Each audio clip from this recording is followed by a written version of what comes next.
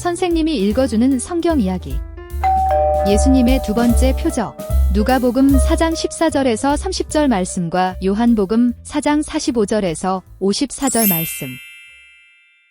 사마리아를 지나 갈릴리에 도착하신 예수님은 고향인 나사렛 마을로 들어가셨어요. 마을 사람들은 예수님이 오신다는 소식에 들떠 있었어요. 예수님께서 하나님의 말씀을 깊이 읽고 권위 있게 가르치신다는 소문을 들었기 때문이죠. 하지만 예수님은 그 마을에 오래 머물지 못하셨어요. 마을 사람들이 예수님의 말씀을 듣고 양심의 가책을 느낀 나머지 오히려 예수님을 쫓아냈기 때문이에요.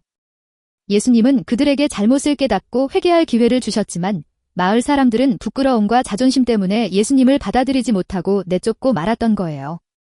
결국 예수님은 나사렛을 떠나 가나라는 마을에 도착하셨어요. 가나는 예수님께서 물을 포도주로 변화시키셨던 곳이었어요. 한편 가나에서 약 30km 떨어진 가버나움에는 왕의 신하 한 사람이 살고 있었어요. 그는 높은 지위를 가진 사람이었지만 그의 아들은 심각한 병에 걸려 생명이 위태로운 상태였어요. 신하는 무엇이든 할 수 있는 힘과 권력이 있었지만 그것으로는 아들을 살릴 수 없었어요.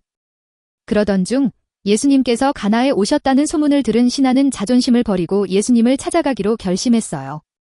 그가 예수님께 간절히 부탁했어요. 예수님, 저와 함께 가버나움에 가셔서 제 아들의 병을 고쳐주십시오.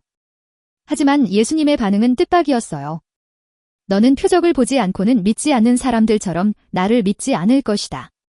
예수님의 대답은 차가웠지만 신하는 포기하지 않고 다시 한번 부탁했어요.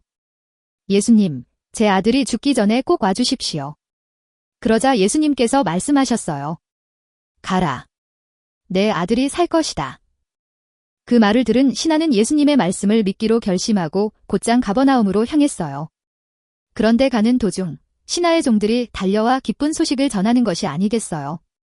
주인님, 아드님이 살아났습니다. 신하는 깜짝 놀라서 물었어요. 언제부터 상태가 좋아졌느냐? 종들이 대답했어요. 어제 오후 1시쯤에 열이 내렸습니다. 그 순간 신하는 예수님께서 가라. 내 아들이 살 것이다. 라고 말씀하신 시간이 바로 그때였다는 사실을 깨달았어요. 그는 감탄하며 확신했답니다. 예수님은 말씀만으로도 기적을 일으키시는 분이며 이는 오직 하나님만이 하실 수 있는 놀라운 능력이라는 것을요. 이것이 바로 예수님께서 하나님의 아들이심을 나타내신 두 번째 표적이었어요.